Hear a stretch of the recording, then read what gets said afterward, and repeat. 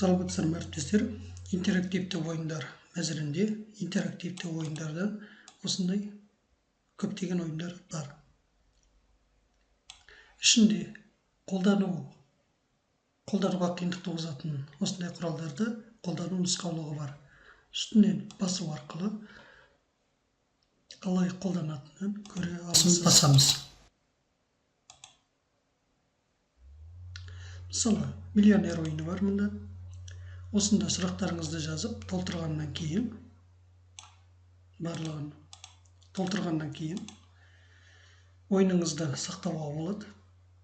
Мысалы, ойынды профильді сақтау батырмасын басасыз. Ойынның тақырыбын жазыңыз дейді. Мысалы, ойынның тақырыбы. Кез келген бір тақырыпты жазыңыз. Сосын ойыныңызды профильді сақтаңыз. Ойын сақталды дейді. Яғни жеке кабинетіңізге өтесіз. Төмен қарай түссеңіз, менің сақталған ойындарым деген бар. Сол жердегі жаңағы ойыныңыздың тақырыбы миллионер ойыны. Осы жерде сақталған болады. Осы жерден бастау арқылы сіз бұл ойынды сабағыңызда қолдана аласыз.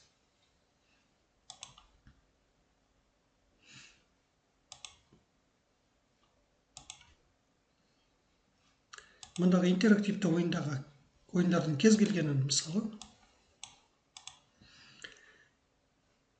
профильде сақтауға болады. Сосын жеке кабинетіңізге өтіп, менің сақталған ойындарым бөлімінен таба аласыз.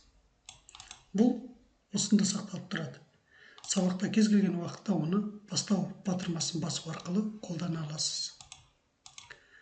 Бұл профильге біз оң жақтың жоғары жағынан адамның иконкасын басу арқылы, менің профилім батырмасын басу арқылы бара аламыз.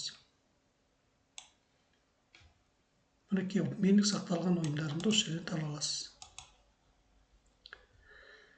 Интерактивті ойындардың ішінде қызықты ойындар өте көп. Мысалы, арқан тарту ойыны бар. Бастауыш сыныптарға ыңғайлы, өте жақсы ойын.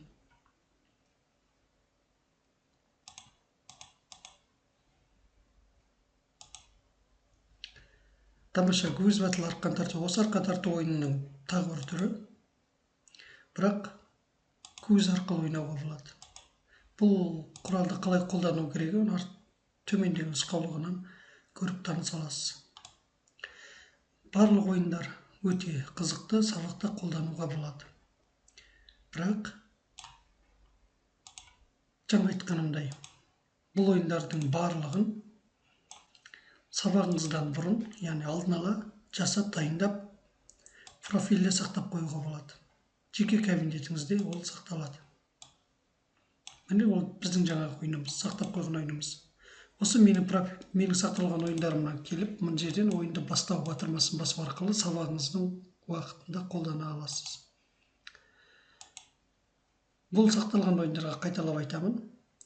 Оң жақтағы адамның бейнесін басу арқылы, менің профилім батырмасын басу арқылы төменге түсірсеңіз, менің сақталған ойындарым деген жерде сіздің барлық ойындарыңыз сақталады.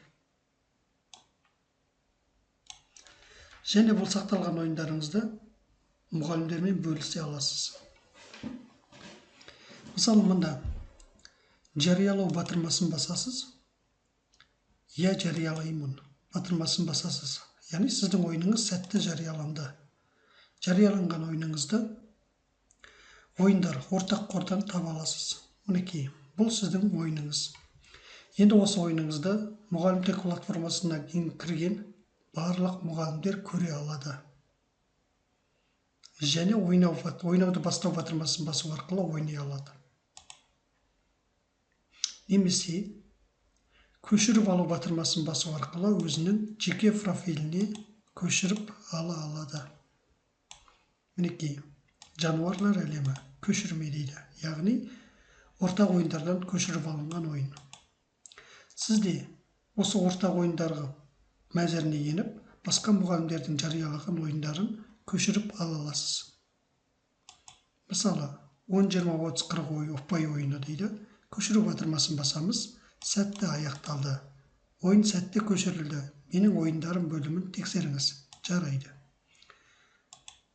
Менің профилім және менің сақталған ойындарым. Ойын бізде осында сақталған. Енді осы ойынды кез келген уақытта сабақ барысында бастау батырмасын басу арқылы қолдана аласыз. Егер бұл ойыннан ұнамаса, кейбір тұстары жөндеу батырмасын басу арқылы сұрақтарын немесе жауаптарын өзгерте аласыз.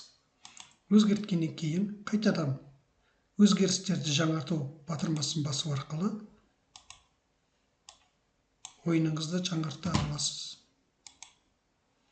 Бұл жердегі барлық ойындарды өзіңіздің профиліңіздің ішіндегі менің сақталған ойындар бөлімінде сақтай аласыз.